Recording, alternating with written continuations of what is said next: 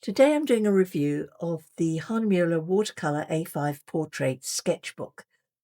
I did a review of a Canson sketchbook the other day, and this book is very slightly shorter, but also very slightly wider. It has all the usual features you would expect of a good sketchbook. It has this nice hardback water-resistant cover, which means you can keep it clean when you're working out in the field. It has a ribbon for keeping your place.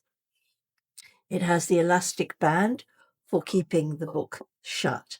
What it doesn't have that the Canson did have is on the back page, it doesn't have an envelope, so you can't keep things in that. But if you're going to use this, it would be very easy to stick one into that page. If we look at the paper, it's a natural white. It is 250 GSM, quite firm. It is stitched pages, so it opens flat and works nice and flat if you want to do an A4 size sketch. So, looking at how it works in practice, I found it takes very wet washes, which is lovely. It's quite easy to do a reasonably smooth wash. The thing I didn't like about this paper is that it appears to not hold layers well, in as much as it doesn't warp or anything with the amount of water. But I found that even if I let each layer dry completely, when I went to put the next layer down, the paint from below would lift again and reactivate. I use Schminke Horodam paints, and I know this is not a problem with the paint. I've used it on other papers and it works really well. So that is to do with the sizing of this paper. So is this going to be my go-to sketchbook? I'm afraid not, because of that particular issue.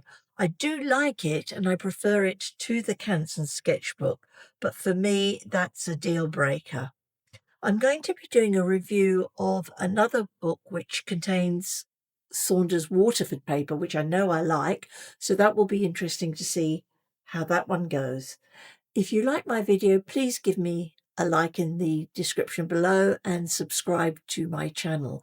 I'm going to be doing an upcoming series on watercolors, spotlights on watercolors. I'm not going to be covering the usual colors like ultramarine blue and burnt sienna that I think almost everyone has in their palette.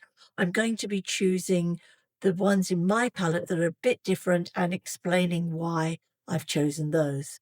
So if you'd like to see those videos, please follow me, as I said, and hopefully I'll see you in those videos.